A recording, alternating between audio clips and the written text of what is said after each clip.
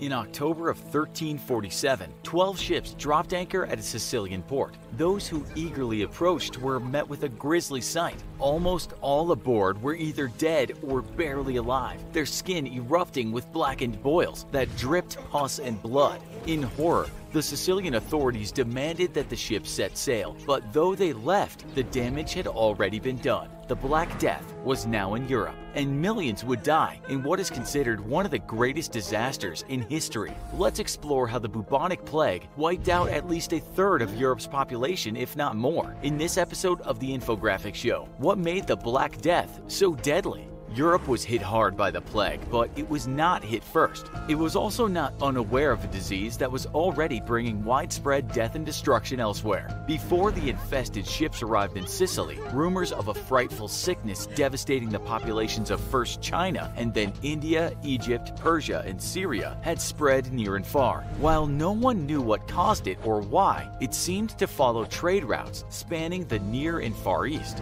Further, when it appeared, it was by all accounts unstoppable. Those struck by the Black Death would begin to swell at the lymph nodes located in their groin area or underarm regions. The growths would soon develop into large blackish-blue egg-sized lumps, or for the even less fortunate, expand to the size of apples. These would then fester and ooze various bodily fluids. Beyond this, those with the disease could develop any combination of a series of additional symptoms. These included fever, pain, chills, sweating, upset stomach, and diarrhea. Almost always, this was followed by death. According to those who observed its effects firsthand, all it appeared to take was a brief physical contact with the clothing of someone who was sick to pass the disease onto another. Though some doctors claimed that it was the spirit leaving the body of the deceased that infected others as it passed by. Obviously, at this point in history, the real methods of disease transmission were not yet well understood. Without understanding it, most were helpless to defend against it.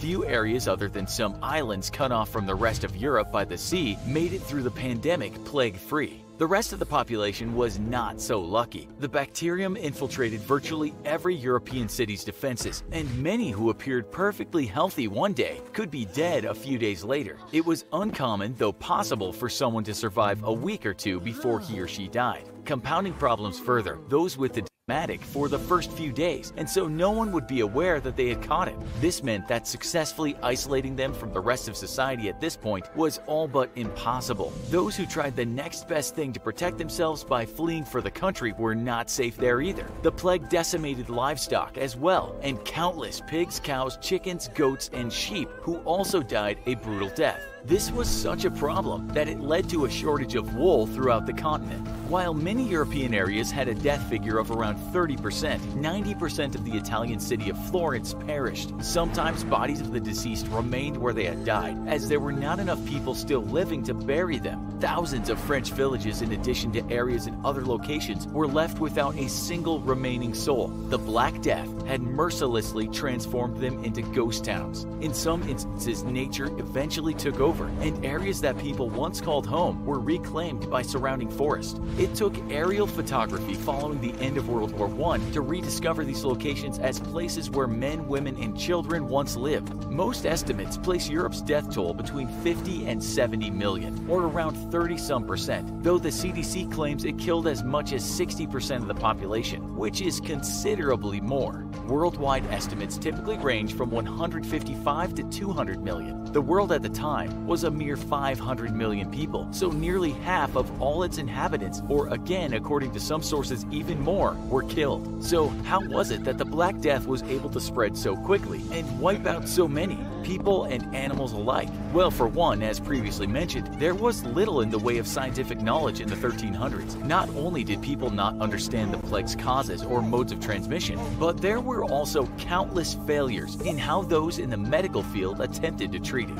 It is true that Yersinia pestis, the bacterium behind the Black Death, or bubonic plague, is highly contagious. It can also be spread in many ways, though obviously contaminated spirits aren't one of them. Many believe that in its later stages it had the ability to morph into an airborne strain that could be passed on to a new host via a simple sneeze or cough. However, all strains, airborne or those in the more initial stages that are not, are believed to have been transferred through a flea or lice bite, and many animals, in addition to countryside livestock, serve as hosts for the bacterium and blood-sucking pests. Examples are things like squirrels, rabbits, chipmunks, and mice. However, many in the scientific field have argued that by far the worst contributor to the spread of the Black Death was the urban rat and its flea. Part of the reason for this belief is that rats have been observed to develop symptoms quite similar to those in people, and in cases of a modern-day plague, many people with the sickness had accompanying bites from fleas. Recent outbreaks often follow what's known as rat falls as well, or where rodents die off in record amounts for whatever reason.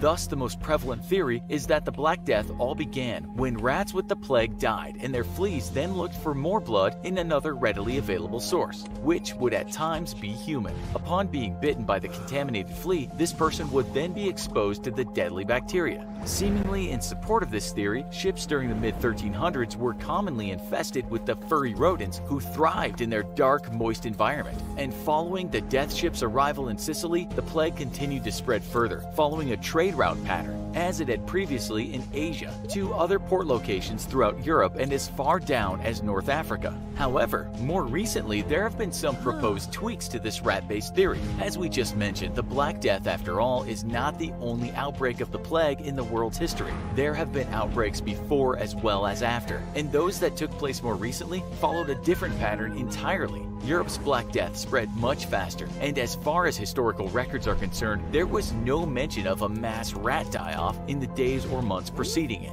Now, some scientists suggest that it was human fleas and lice that were the true culprits behind Europe's version of the disease. In this case, fleas would bite infected people and then move on to others one by one who happened to be in their nearby vicinity. They describe the underlying mathematical model that a rat flea spread follows is quite different from a human flea or lice one, and when information is plugged into simulations, the human flea model more closely matched data from 7 of 9 plague-hit European cities. Those with this newest evidence admit that the causes of the plague are surrounded by ongoing controversy. However, whether the fleas were of human or rat variety, it's a blood-sucking pest of one kind, rat variety, it's a blood-sucking pest of one kind or another that likely passed it on successfully and so very quickly. It also turns out that the Black Death may not have been causing mass devastation all by itself. When victims' bodies were exhumed from mass graves in England, anthrax spores were also discovered along with them. If anthrax was occurring at the same time as the plague, this would definitely have made things much worse. Anthrax can not only be passed by coming into contact with sweat, saliva, or tears, but also by mere skin contact. In other words, at the time of the Black Death pandemic, people could have come down with a life-threatening disease of one kind or another in pretty much every conceivable way. It's possible anthrax and other diseases made people extra susceptible to the plague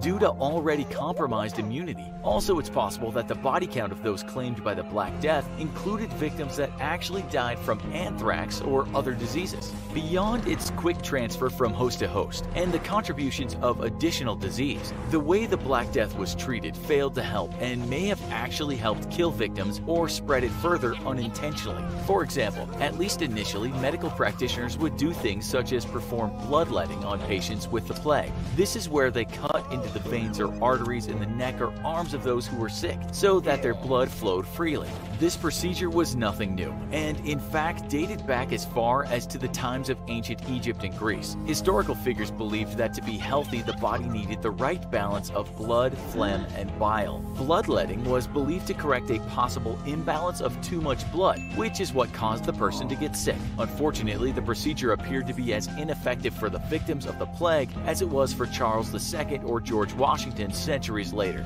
While Washington awoke with a sore throat and King Charles suffered a seizure, following bloodletting treatment, both died shortly thereafter. Boil lancing was another technique used as a form of treatment, which was just how it sounds. Someone would essentially lance or stick a pointy object into the boils to drain them of their gooey contents. If this wasn't done, they would only continue to grow larger and, in time, poison their host due to the mass buildup of dead blood and pus. Then again, popping them could also cause death due to toxic shock. Beyond the patient likely dying, the boils contain highly contagious matter and possibly spread the disease yet further. Other methods such as burning of various herbs or immersing the sick in vinegar or rose water were also, unsurprisingly, ineffective. In time, after failure upon failure and in an attempt at self-preservation, many doctors simply stopped accepting patients. Even priests began refusing to perform last rites out of danger for their own safety. Where men failed, nature did little to help either. Not only did people have little idea of how to handle the plague, but they were genetically prone to succumbing to it. Studies of the remains of the European population at the time determined that only 0.2% had a gene that offered them any form of immunity. The other 99.8% had none. Since so many of those who were susceptible to the plague died from it, they did not pass their genes on further to the following generations. Many of those who did have the gene lived on to procreate.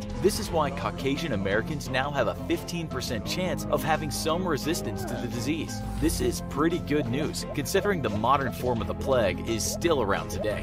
One encounter via the 12 so-called death ships would go on to wipe out men, women, and children to such an extent that it would change the tide of history. What do you think? Was it passed on by human or rat fleas? Let us know in the comments. Also, be sure to check out our other video called Could the Black Death, the Plague, Happen Again? Thanks for watching. And as always, don't forget to like, share, and subscribe.